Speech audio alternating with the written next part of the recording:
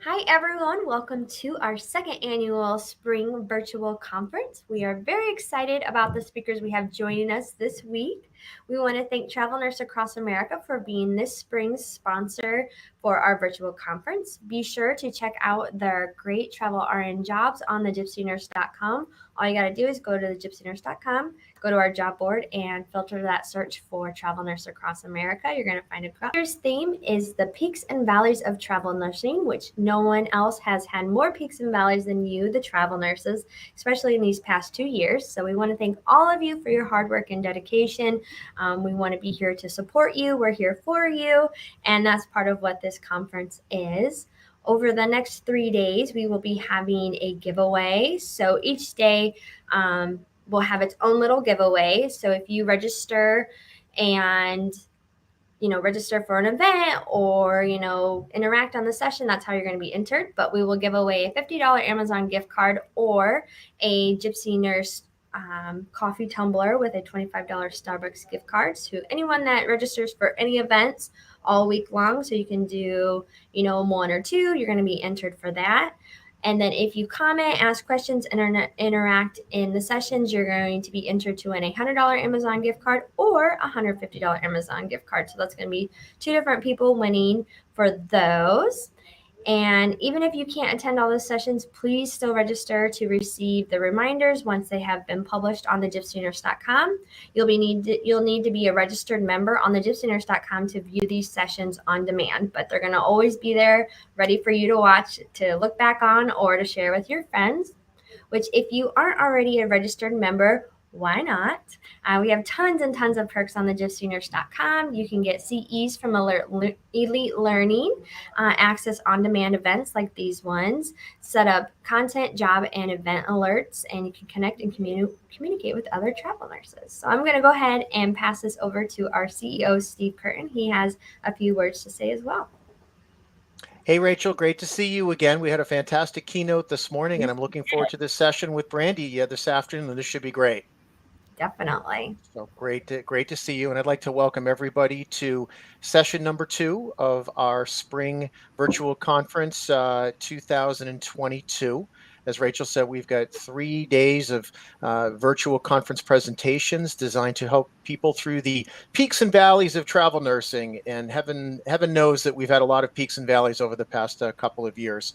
Along those lines, I would like to take a moment to thank all of the travel nurse and travel healthcare professionals out there who have been working the front lines during the pandemic over the past 2 years. Thank you for what you do, and thank you for what you have done to help us get through this pandemic over the past 2 years.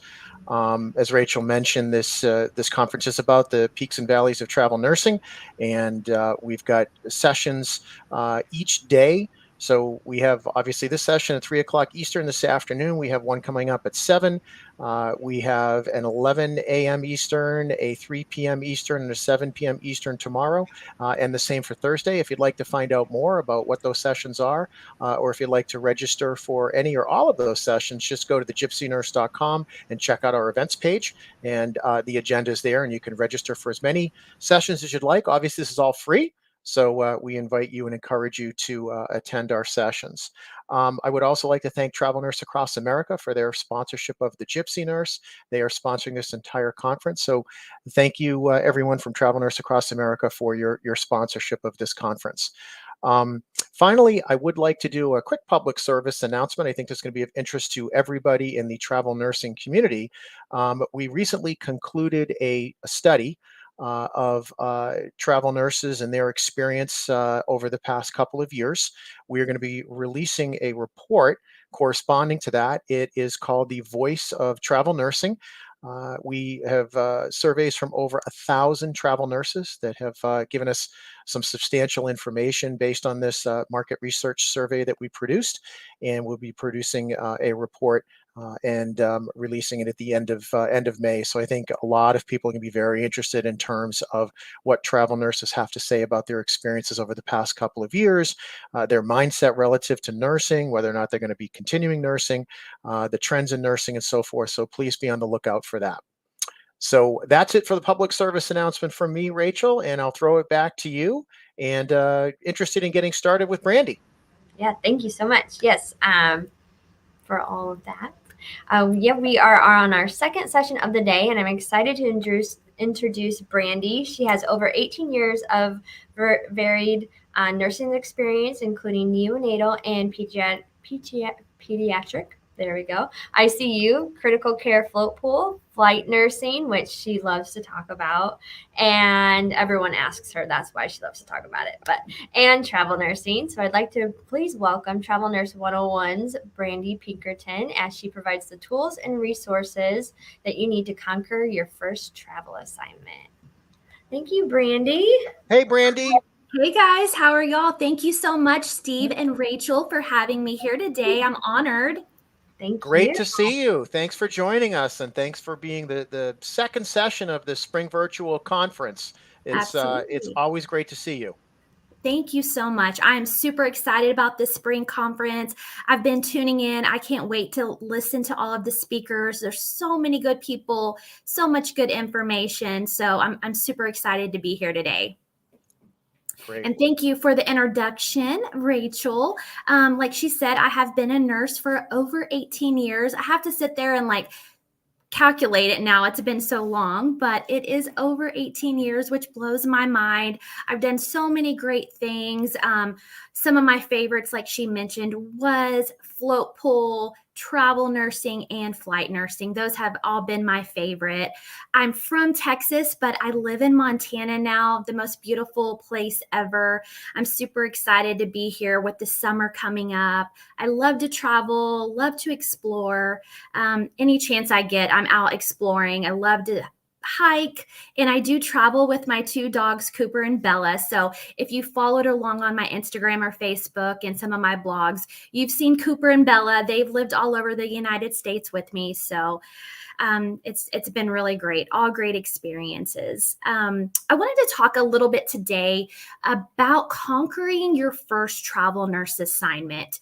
My first travel assignment was in 2015, and it was in Colorado Springs, and it set the bar really, really high. It was a great experience. It was a great assignment, a great hospital, unit, area, literally everything that you could want from a travel assignment. And I was so lucky that that was my very first one. I got to do so many fun outdoorsy things, and that's kind of where I found my love for being outdoors and hiking and that sort of thing, because in Texas, it's so hot, we don't get to really do any of that. So Colorado was great. Unfortunately, some things did go wrong. I had my contract canceled 2 weeks early along with 5 other travelers, and their census in the NICU was super low. They tried everything they could do to keep us, and it was unfortunate. And I'm so glad that I did not let that completely break my travel nurse experience. I could have easily given up right there and never tried it. And I think about that all the time. If I would have just given up out of all of the opportunities that I would have continued to not be a part of if I had given up. So I have a lot to say about that. So if that ever happens to any of you, if you're in that situation, please reach out to me. I'd love to kind of help you navigate that. So you're headed on your first travel nurse assignment. Now what? I'd like you to grab a pen and notebook and just sit back, relax, and take notes. Traditionally, I kind of chat more about getting that first travel assignment and navigating your way through what that process looks like. But today I want to shift it a little bit. I want to talk more about you've already got your assignment, you've signed the dotted line, now what? A lot of people, including some of my very close friends that I've been able to help through the process, they're like, okay, we got our first assignment, we signed the dotted line, now what do we do? And they kind of are like, okay, I'm done, I'm ready. And I'm like, whoa, wait, there's a few things. You are not off the hook yet. And one of the most important things is making sure your license, you've applied for the license where you're wanting to go, if that is needed, if it's not a compact state license, chatting with your recruiter, making sure you are doing the right things to get that license, because that license can hold you up. And I've seen it happen over and over again. And you don't want that license to hold you up from getting your dream assignment. That would be terrible. And there's been a couple stories lately from people that's happened. And so I just wanted to kind of briefly touch on that. Make sure your license is where it needs to be. The second thing is, it's not any fun at all. It's often the most dreaded part of the travel nursing process, but it's the compliance part.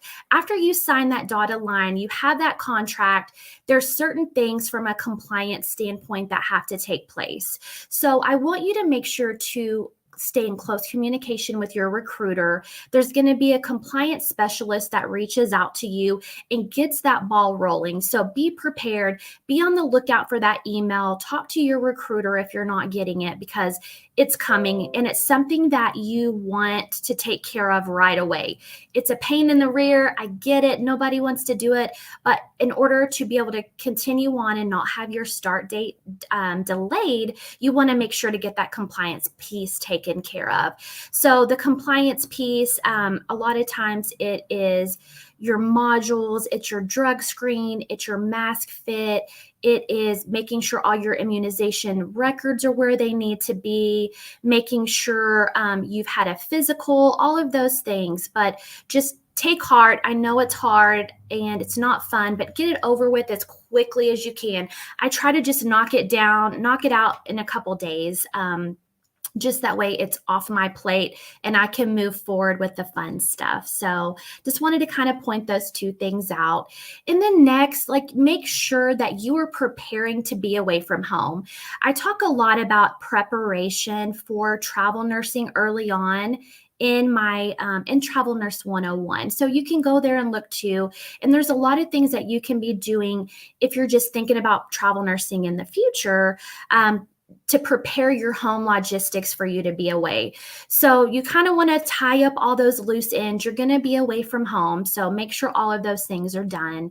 And then next, you're going to want to work very closely with your company and secure your housing. I have a blog that's supposed to be coming out today, and it's all about finding housing. I have lots of tips and tricks in there about housing, about relying on your company, especially as a first-time traveler. That's super important. They're there to help you. Utilize them. It helps take a lot of stress off your plate if you let them find your housing. So that's another thing you kind of need to think about too, pretty quickly after you sign that dotted line on your contract. And then last but not least, you want to make sure to give a proper notice at your staff job.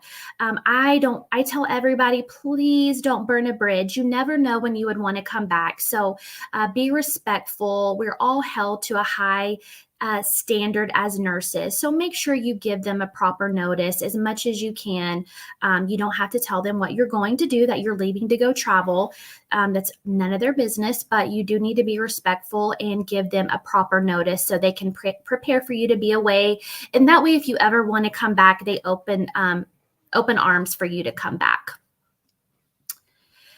Let's talk about a little bit about the do's and the don'ts on your travel assignment. Now, this is a really big one. Some of the do's: make sure you map out your drive to your assignment. And if you can, make time to make some stops along the way. That is, I've had so many great adventures along the way for my assignments and stopping different places. You obviously can't stop to see it all, but I try to Google. I ask other friends, other nurses on Facebook where they recommend stopping along the way, depending on where I'm going. And that's always a very favorite. You get a mini vacation on your way to your assignment. So do that. I highly recommend it. Get settled in your new town, get settled in your housing, try to make it your own as much as you can. Get groceries, get comfortable, get moved in if you can a few days before that assignment starts. That way, it just takes some of the stress off and you feel like you already kind of have a place to call home and to come back to.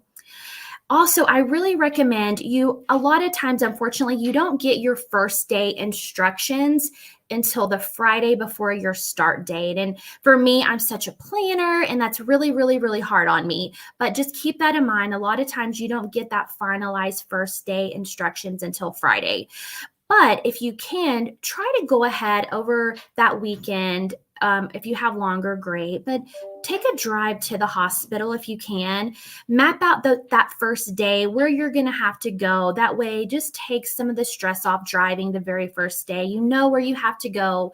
You're not late. You're on time. And so I really, really recommend that. It's nice. And just going to see the hospital and seeing where parking is and that sort of thing if you do have time. Another thing, which is huge, do pack your patience.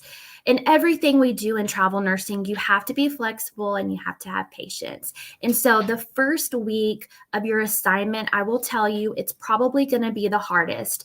More often than not, things are super disorganized. And you're like, what is going on? A lot of times. And so just try to stay flexible, keep a positive attitude. It's all going to work out. The first week is just normally a mess. And I haven't been anywhere that I feel like it's just been perfect. So just try to keep a flexible mindset that first week. And it's going to only go up from there, I promise. Another thing, so your first week normally looks like you do some hospital orientation, probably some more hospital modules, which we all dread as nurses. And so know that you're going to have to do that. Just keep it in mind. You're going to have to do it. And then typically you get 1 to 3 shifts on your unit to orient with another nurse. And I've been lucky enough to get 3 shifts typically, which is nice. So when you get on the unit that very first day, the number one thing that I recommend to you to be successful in this first travel nurse assignment is to go meet your unit manager. Go that first day, go shake their hand, go lock eyes with them, let them know who you are and what you're about. That way they can put a face to a name, and it could really come to your benefit later if you have a problem. That manager has met you, she sees your face rather than just has seen your name, and it will help you. It will save you down the road if you go and meet them. I also recommend trying to meet the unit scheduler, and same thing, shake their hand, let them put a face to a name because they have so much control over your schedule. Kill them with kindness and just know that you're there to help them. Try to keep that in mind. It's a two-way street. You have to give and take. And so make sure that when you're meeting the scheduler of the unit, which is sometimes the unit manager, oftentimes not, but just try to kill them with kindness because, again, they're going to be the ones making your schedule for the next 3 months. Another do is to keep a copy of your contract on you in your backpack, wherever you keep it at all times while you're on assignment. You never know when you're going to need to pull it out. If you're asked to do something or float to a unit that is beyond your scope, you want to make sure that you have that contract there. I've had to use it once, but I'm so grateful that I had it. I could pull it out when I was asked to float to an adult unit as a NICU nurse, and it stopped the charge nurse dead in her tracks, and she definitely reconsidered what she was asking me to do. So that's super important. Keep that on you as well. And I talked a little bit about hospital orientation that week. You want to also ask during your hospital orientation, what is your unit's chain of command? That's super important. One of my last assignments, that wasn't given to me. And I ran into a situation where I was asked to float to a unit and take care of an assignment that was out of my scope. And so unfortunately, I didn't know my proper chain of command. I've been a nurse 20 years. So knowing that did help me. I went to my charge nurse. She didn't listen. Then I went to the unit manager. She didn't listen, and it kind of went up from there. But knowing your chain of command is super helpful. That way, if you need to utilize it, you know who to contact and in what order. Another thing that I recommend too, to make sure that you do, is your company should have a clinical team of resource for you. So you want to make sure that you have that person's contact information easily accessible to you. So if you get into a clinical issue or concern in your assignment, you can contact a person from the clinical team from your company.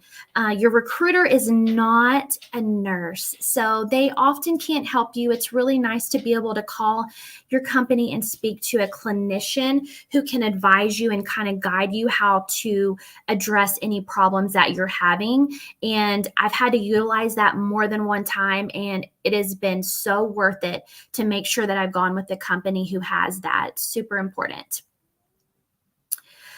Also, do make sure that you get to know your work environment. Learn as much as you can about the unit, how things are done, where supplies are kept, and make sure to ask questions and be an active listener during orientation. That will definitely set you up for success. It's super overwhelming and all this info is coming at you, but take a deep breath and try to listen as much as you can. You're there to learn. You're there to expand your skills. You're building your resume. You're adding value to all of that. So keep that in mind. And try to always maintain a professional, positive attitude. It's so hard, I know, but it is the number one thing that you can do as a travel nurse to help set you up for success. You're there to help them fill a need. So show some initiative, be willing to help, be willing to go above and beyond. We all know that, lately travelers have kind of got a bad rep, and not sure why, but, be the difference. Show them that travelers are great, and hopefully will help kind of burn off that stigma if you show them some initiative and be willing to go above and beyond to just help them. They will be grateful to have you. I've had great success just doing that and being super helpful and positive. I haven't had very many problems throughout my travel nurse assignment if I've done that. Try to keep an open mind if you can too. A positive perspective is the name of the game with travel nursing. Another do is make sure to take time for yourself. Relax. You don't want to be burned at both ends of the candle. So try to take time for yourself. Take time on your days off to pamper yourself, whatever that is. Set short goals. And when you reach those goals, make sure to reward yourself. Make time to explore. This is the number one reason for me why I did travel nursing, is for the experience. And I'm sure if you've heard me before, you've heard me chat a lot about that.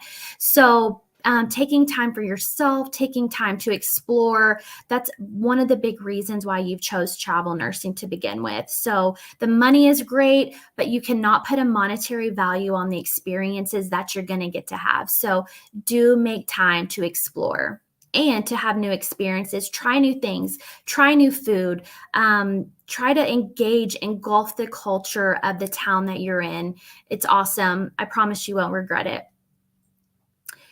And another big thing I tell travel nurses as well is, if you're even thinking about extending after you're about a month in, it's really good to go ahead and put that idea in your manager's thought process. Go have a chat with them. Let them know you're considering it sooner than later. That way they have it in their mind. And that way, if they're going to need another traveler or need you to stay, you can get the ball rolling with that sooner. And it'll also help you to be able to figure out what you're going to do with your housing sooner than later too.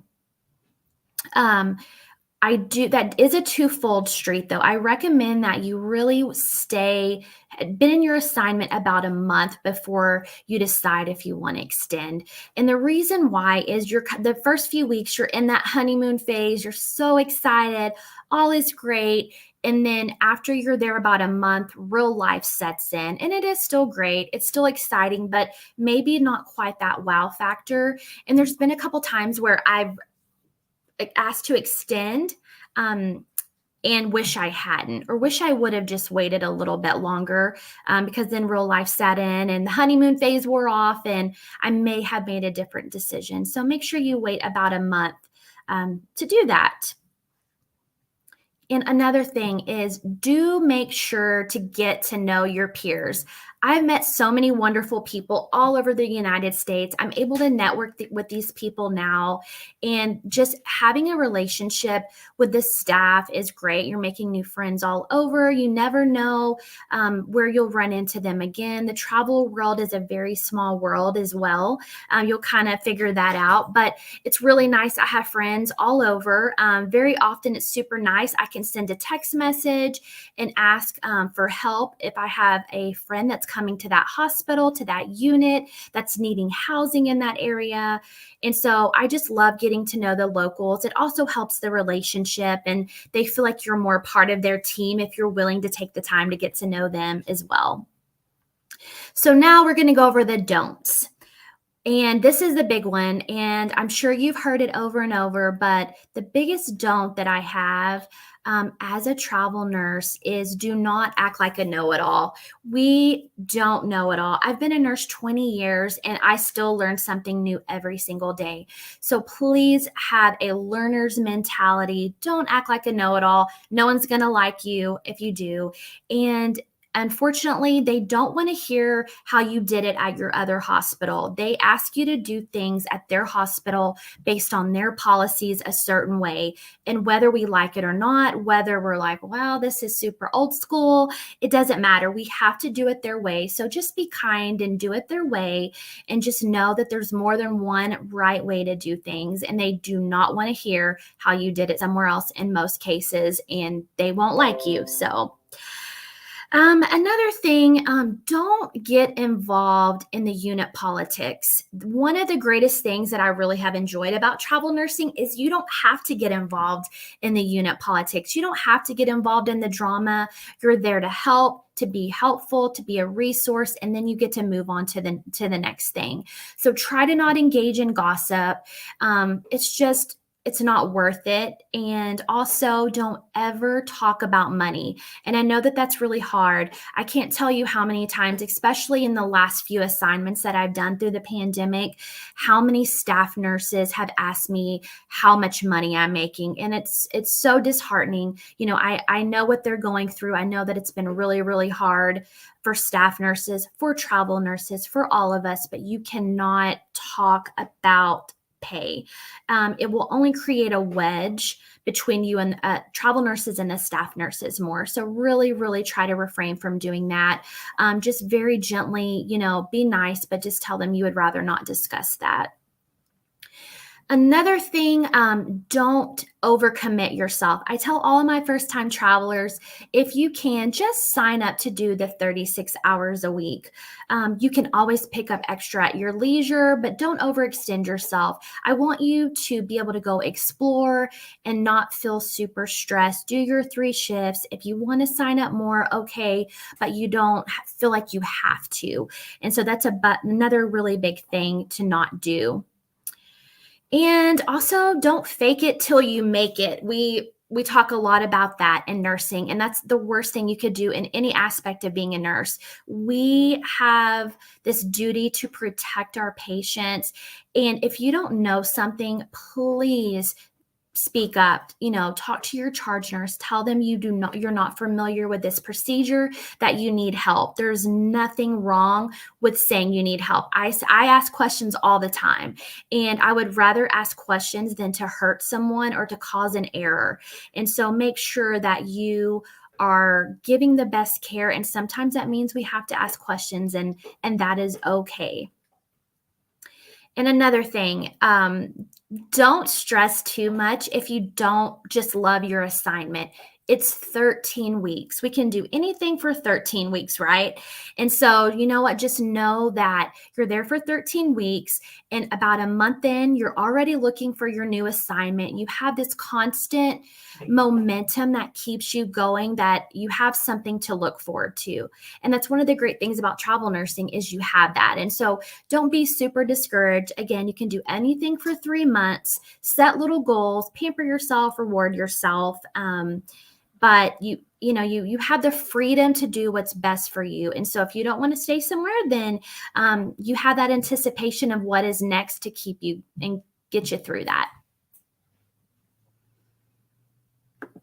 Do we have any questions so far, Rachel? I kind of just been talk. Someone just asked, which I was going to make the comment. It's kind of funny that the theme of this conference should actually be it's only 13 weeks, guys. You can do it. No, because that was in our last session, and it is. But Jamie asked, she goes, why are they always 13 weeks? Sure, and there are some other some shorter assignments. Occasionally, we'll see 8-week assignments. A lot of those are crisis assignments, and they need to fill a need very quickly. But there's a lot of time and investment that goes in from your company, from the hospital, from you, and so that's why the 3 months is just this is pretty much the standard. There are some companies that do specialize with those shorter assignments, but overall, I feel like they're about 8 weeks. Occasionally, you will see a 4-week assignment. During the pandemic, where everyone was so desperate for help, we would occasionally see 4 weeks, but they would want you to work more than 36 hours a week. So when you see these short assignments, make sure to double check that it's 36 hours a week. They may be wanting you to work 48 or 60 hours a week, but 13 weeks is pretty much the standard. That makes sense. Awesome. Yeah. So, Brandi, excellent information regarding conquering your first assignment, and we've got a lot of comments and questions coming in that Rachel is going through now. Couple of questions from me, and this comes up quite a bit within our network discussion group in the Gypsy Nurse Facebook network discussion group, which I know you participate in quite a bit.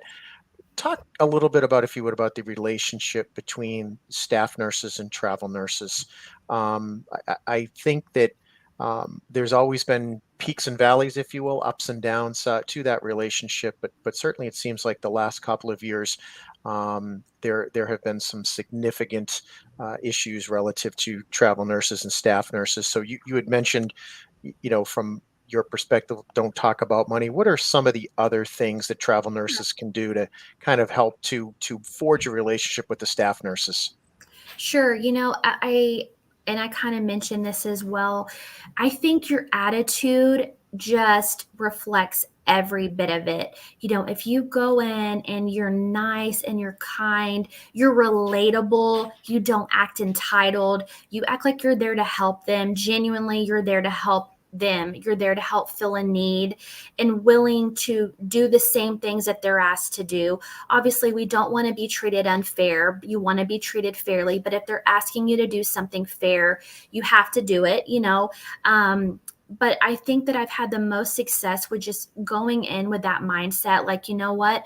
I'm here. I like to be friends with them. I befriend them. I talk to them. And a lot of that is just what kind of person I am too. Like, I will talk to anybody. And I know that doesn't work for some introverts, but it works very well for me. Just being interested in them and their life and getting to know them, being willing to give a helping hand. If you're, all caught up and you see your neighbors drowning, be willing to help. If we're getting an admission and you're, in a good place with your assignment, go over, show your face, show initiative, ask what you can help do. Even if it's, hey, I have 15 minutes before my next set of cares. Is there something I can help you do?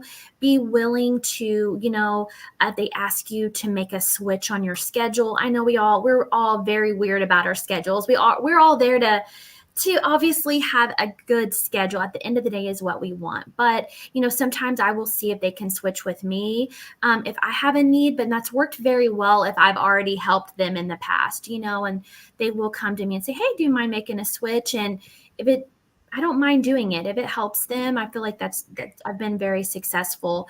Again, I think the entitlement thing is really big.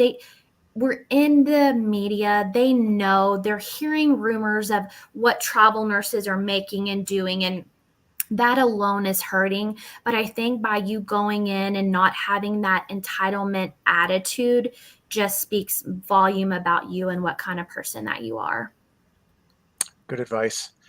Rachel, looks like we're getting a lot of questions, a lot of comments. Do you want to go through some of them? Yeah. Well, I'll go through some from earlier as well. So Amy Lee, she lives in Montana, so maybe you guys can meet up. Yes. There's Amy Wilcox. She's nervous about her first assignment, but having you talk through everything is helping. So it looks like one of Awesome. I love that. Congratulations. That's the biggest part. You landed your first assignment. Yay! Sandra said, great advice. Thank you so much for your info. She's also a NICU nurse waiting for her first assignment. So a lot That's of awesome. newbies. Love it. And then we have Jamie again. She's just wondering if there are any specific recruiters that deal with Canadians. I know sometimes that's an iffy subject. I'm not sure if you know much about that. Yeah, I don't have a lot of info. If you will message, if we can chat after, Jamie, that would be super helpful. Maybe I could help. I have a lot of contacts, and if I don't know, I normally can find out. So I'd love to speak with you after.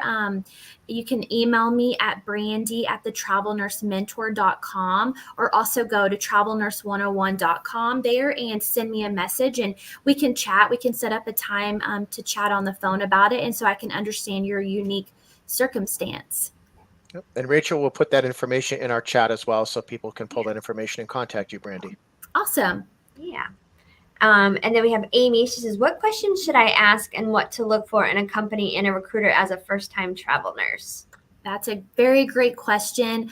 That is one of the biggest decisions that you will make to set you up for success, because your company and your recruiter, and I even say your recruiter more than your company, can make or break your experience. So it's not something that you to take lightly by any means. The biggest thing is you have to do your research. You have to kind of on the back end, which is not fun. You've got to do some research. Another thing is if you get yourself a mentor, me or someone else that's kind of been there and done that and can help you filled through all of the information. There's so much information out there and you don't know what is right or wrong, and what's the truth and what's not. So it's really nice to get someone that you have a bond with, trust with, that you can trust to help guide you through the right process on how to pick a company and recruiter. And the biggest thing is I look for is I want to pick a company that's JACO accredited. You know, I know there's lots of chat about JACO right now, but at the end of the day, they are still the ones that accredit these hospitals and also these companies, and they are held to a higher standard. So that's super important. You have to pick a company that has the benefits that you need. For me personally, I wanted pay is important, don't get me wrong, but there's so many other factors that go into that other than just pay. I wanted to make sure I have a company and recruiter that's going to have my back, that's going to support me, that's going to be there if something goes wrong. I want to make sure I'm paid on time. I want to make sure that I have good insurance benefits, 401k, potentially tuition reimbursement if that is something that you need. That's a huge benefit, you know. Another thing I talked a little bit about is making sure that they have a clinical team of nurses.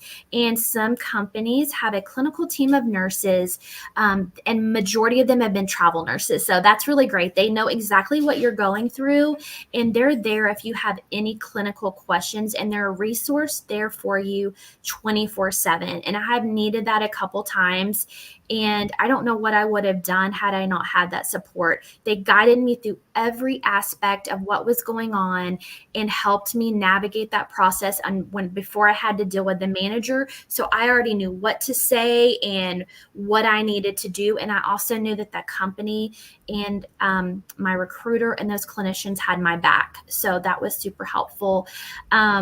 If you go to travelnurse101.com, there's a whole section about how to pick a company and recruiter and about things to look for specifically. So you can also go there. I'm happy to chat with you too, one-on-one. I do have some recommendations for that if you need them. And I typically tell everybody you need about 2 to 3 companies to start off. I want you to be able to really be able to compare and make sure that you're getting the best thing for you. And the only way that you can do that is if you have several companies. And unfortunately, that does take a little bit of effort on the front end of that, because it's a lot of work going through the process and getting over everything that that company needs, but it's worth it when you can compare them. Brandy, a question that I have relative to, again, conquering your first assignment. You're mentioning this prep and so forth, but how do you mentally prepare? I mean, just like any job, right? People are nervous the first day on the job. what type of preparation advice can you give for people to get over nerves on the first day? What Yeah. think back to your first travel nurse assignment. How did you get over the nerves of starting your first day? Yeah. And you know what, Steve? Like that feeling comes every single assignment a little bit, but every single assignment, like you're more educated, you've been there, you know what it feels like. But after, I still feel that little sense of like, oh, anxiety every single time. And the best thing that I could do for myself is to really make sure I'm prepared. I'm a planner by nature. I'm type A, but I do as much as I can on the forefront to be prepared. And, I talked a little bit about that. Like I get to my housing early. I get to the city early.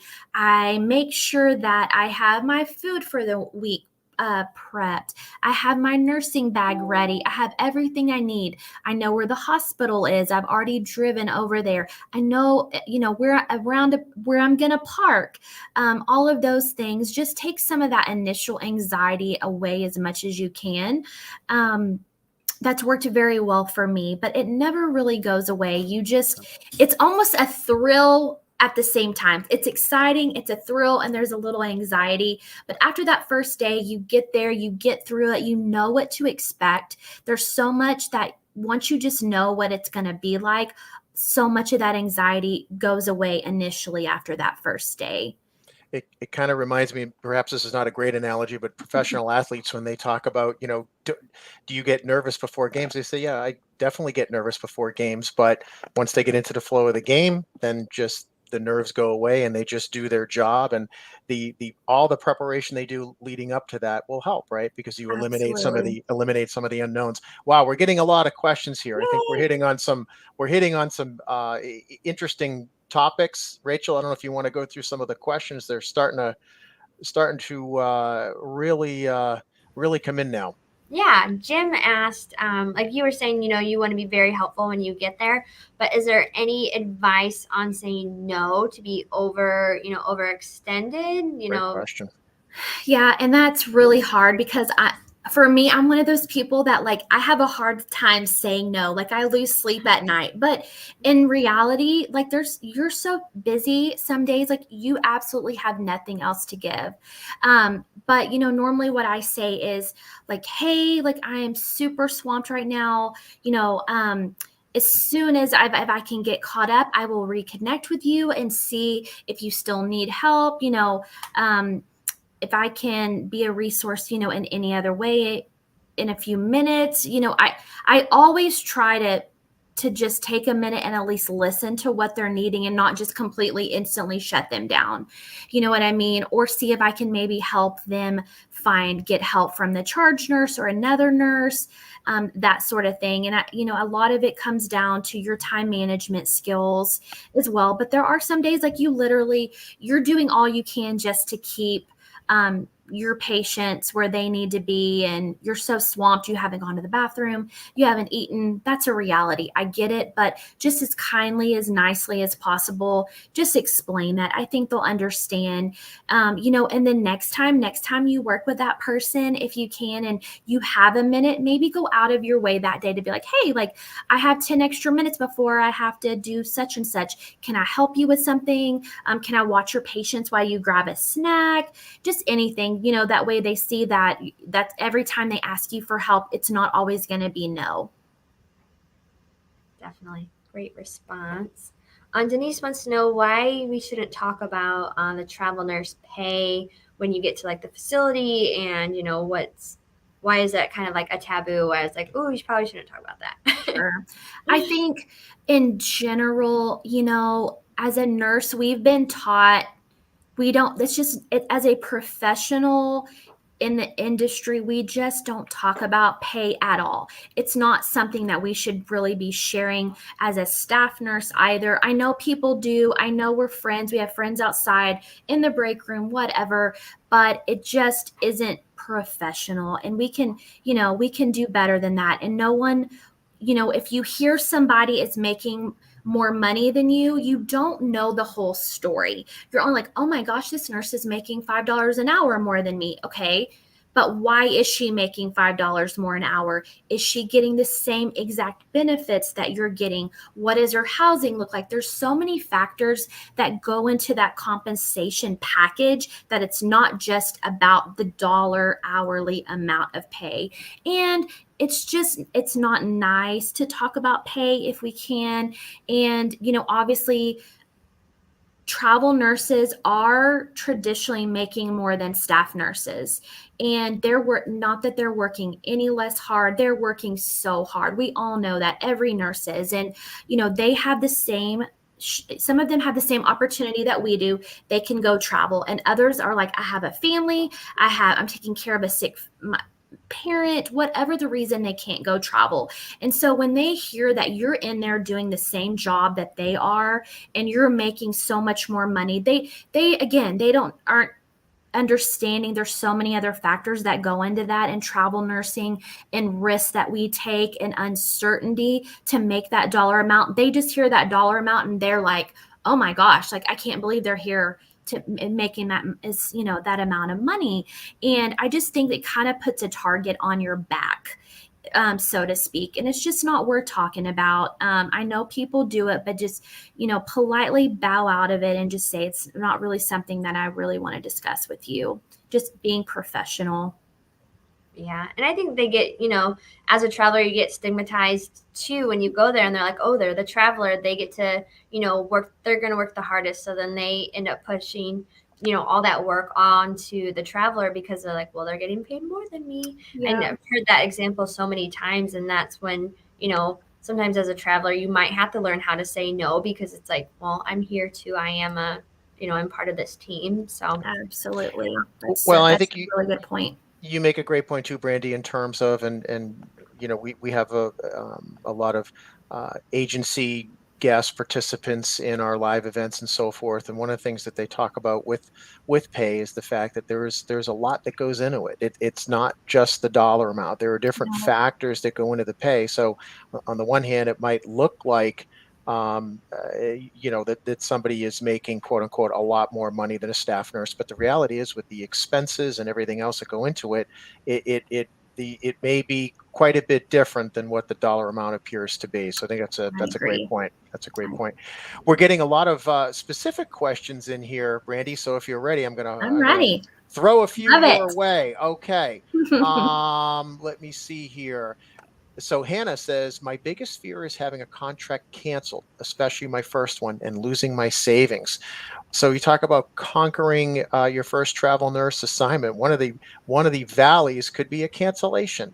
And that seems like it was unheard of just a few months ago, but we are starting to see some cancellations now. How do you adjust to that, particularly early on? How do you adjust to a canceled contract? How do you bounce back? How do you kind of adjust on the fly to something like that? Yeah. And Hannah, that's such a great question. And unfortunately, it is a reality of travel nursing. I traveled pre-pandemic, during the pandemic, and hopefully I can say at some point post-pandemic as well. But pre-pandemic, as I mentioned, my very first assignment, I did get canceled 2 weeks early. Thankfully, it was only 2 weeks. And that's one of the biggest reasons why I talk a lot about this in Travel Nurse 101. When you're even just remotely thinking about traveling, is to make sure that you have a decent savings account built up ahead of time, because things are going to go wrong. I promise you. Unfortunately, a contract could get canceled, your start date could be delayed, and you don't want one financial hiccup to make or break your entire experience. So money isn't everything, but it can really, really help you and save you from making a bad decision if that happens. Or you're like, you know what? I have some money in my savings account. It's okay. I'm going to be okay. I have time. Your company and your recruiter are going to immediately work very hard for you to find that next assignment for you. But it does happen. And unfortunately, from a nurse's standpoint, there's not a lot that we can do about it. I just have to have peace in my own mind and heart and just know that what's meant to be will be. And that's just how I get through life in general. And so that's kind of how I think about it. And it's not fun. It's hurtful. You have a million feelings going through your mind all at once when it does happen. But you just have to know that for whatever reason, you're not meant to be there and you're meant to be somewhere else. In the next place, it's all going to work out.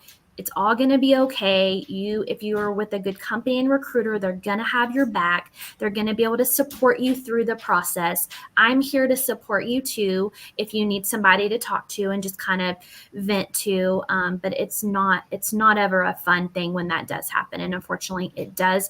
It's a risk that we take to have so many other great benefits of travel nursing.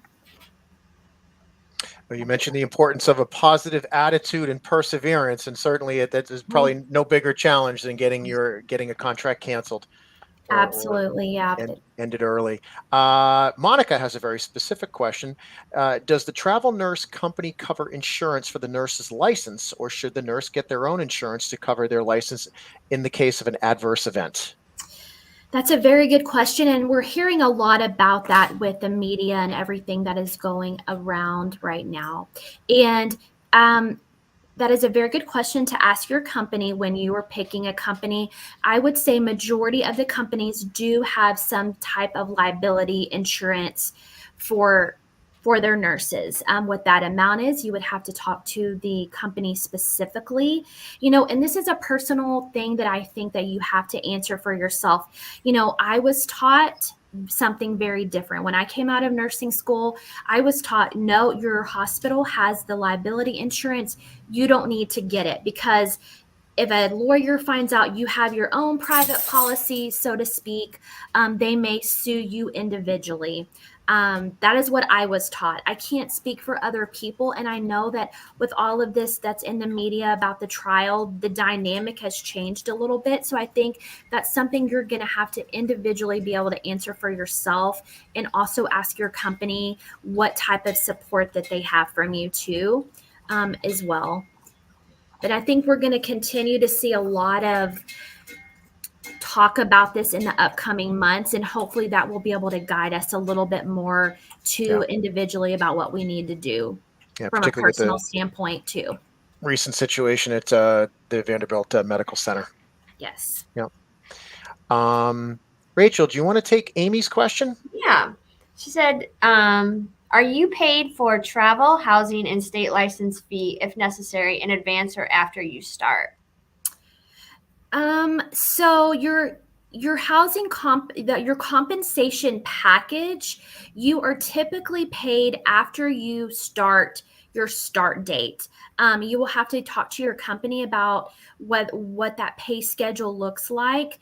Typically, you're paid not your first week, but your second week. From what I've seen, a lot of companies will also give you reimbursement for your travel to that location, and it typically comes in your first paycheck, has been my experience. And then it depends on what type of housing situation. If you pick company housing, which is a really great thing, I think, especially as a first-time traveler, it just really takes so much stress off your plate. And I am going to, like I mentioned earlier, I have a blog post that's coming up, should be up this afternoon, about housing, and I go into a little more detail about that. But your company, a lot of times they'll take care of all the initial expenses, deposits. They can even put the housing in their name and take care of a lot of those upfront costs that you would incur. Now, if you choose to do your own housing, yes, you may be out some of that money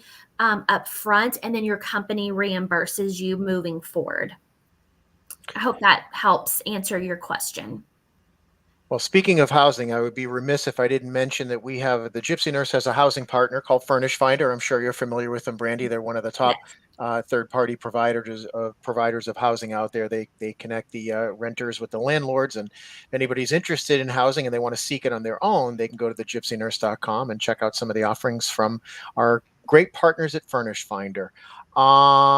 We have a question about charting, and this comes from Hannah again.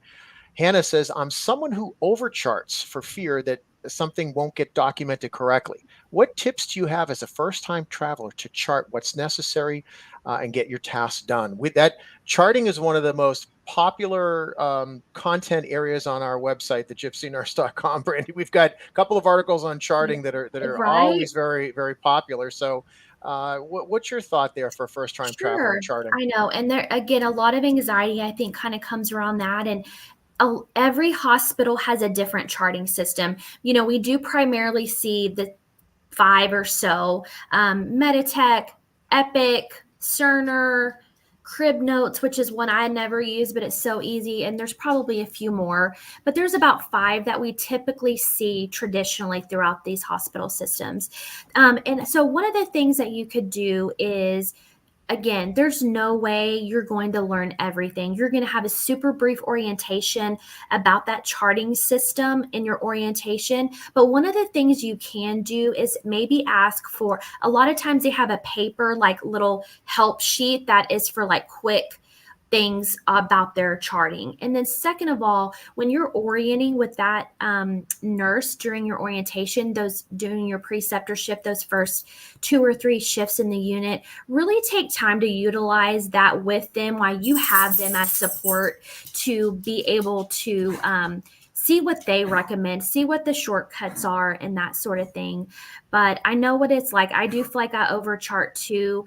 And it comes down to, again, your time management and having that core foundation of what time management looks like before you ever start traveling. And so, we talk a lot about you need 1 year experience for most specialties.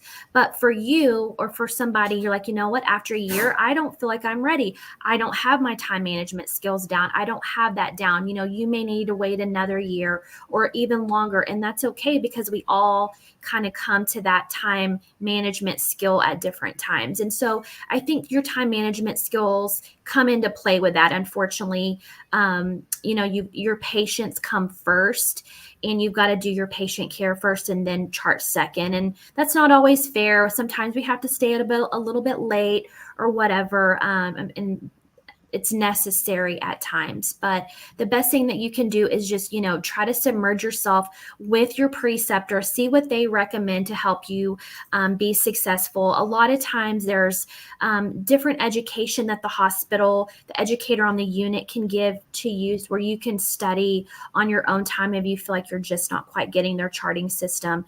But again, stick to the basics. I know that's hard. I always say CYA. We know what that means in charting. I won't say it out loud. CYA and move on and do the best you can. And that's all you can do. Brandy, we only have about 5 minutes or so left, and this has been fantastic. I want to talk about a information-packed hour. This has been great. But I do want to ask you, I'm kind of paraphrasing Gina Rose's question here. When is a good time to start thinking about travel nursing? And we were talking before we came on about kind of different stages of your career. You have people just starting out, people in the middle, people kind of, towards the end of their career. Is there a good time to start travel nursing, or a perfect time, I should say, or is it really just depends on where you're at personally and where you are in your comfort level of your career? I love this question. It's so great because everyone is different. We all have life experiences and going through things. And I don't think there's a traditional way that you have to do this. You can do it, after you get your year's experience while you're still young, if that's what you decide. A lot of people are doing it later in life, whether their situation changed, their kiddos get grown, they unfortunately go through a divorce or a death. There's so many factors that play into it, but there's no right or wrong way, in my experience, to live life at all. And travel nursing goes right into that. Whatever works out for you and your circumstances and where you're at, I say go for it. And if it's in your heart and in your mind, you got to give it a try, or you're going to always wonder what if. So whatever stage you're at in life, I don't think that matters at all. I think we each, going through my career as a younger nurse versus now, I don't know that I would have done it any different. I actually was a nurse for over 10 years before I started traveling, just due to my personal life and things going on. And it was perfect. I have no regrets. And I think that you just got to go with it. There's no right or wrong. You're not ever too old to set a new goal, to have a new dream. So whether you're young, old, middle-aged, who cares? Go for it. We're seeing travel nurses at all ages, and you have so much to bring to the table, no matter where you're at in life. Excellent advice and excellent perspective. So really, it's kind of about where your preferences are versus if there are particular time or specific time in the career. Sounds like it can be of any age, right? Absolutely. Yes. Any age is fine. I love it. All right.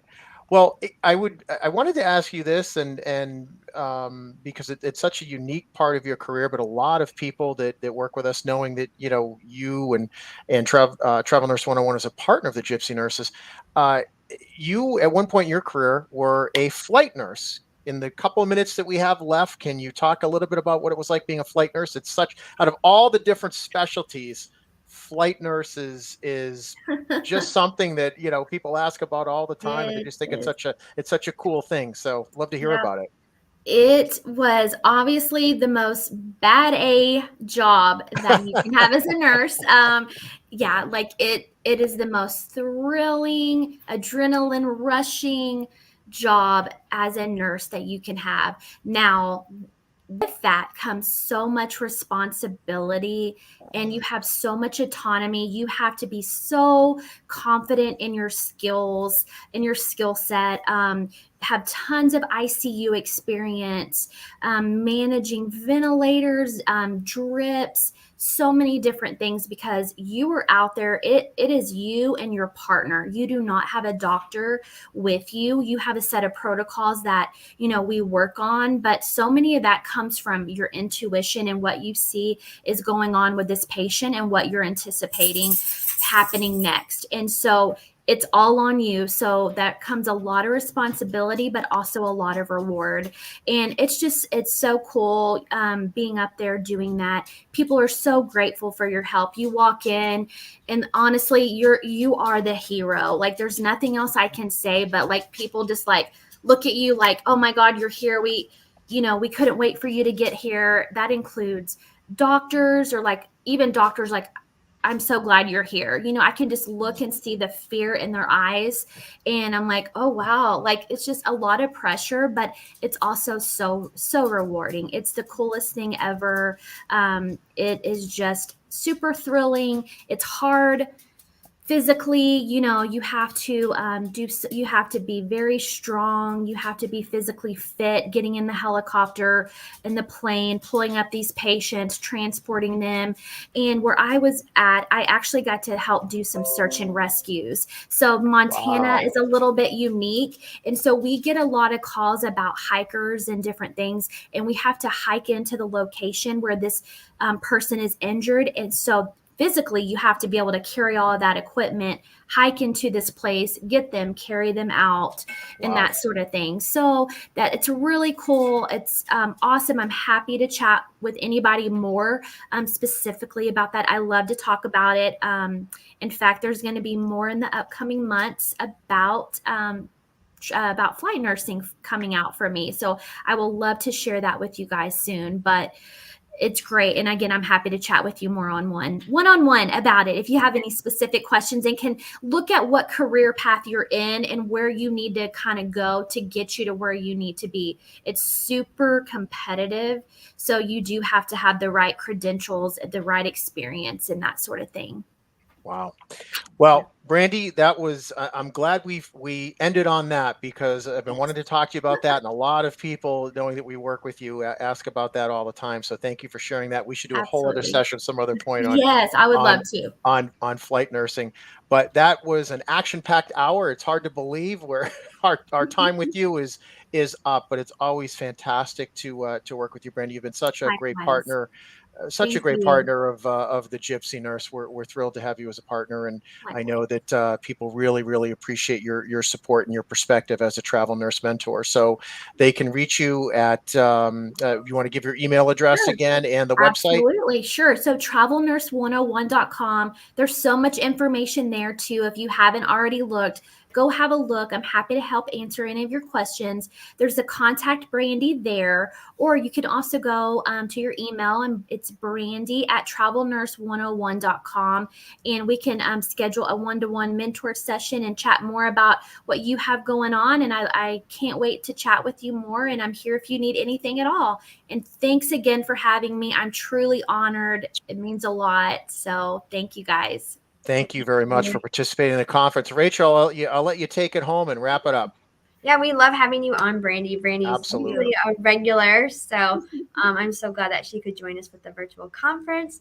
And if you're catching the end of this and you want to see the beginning, or if you want to share this with any friends, we're going to have this on demand on the gypsynurse.com. All you got to do is be a registered member, go to that on-demand event area on our website, and you'll be able to find it there.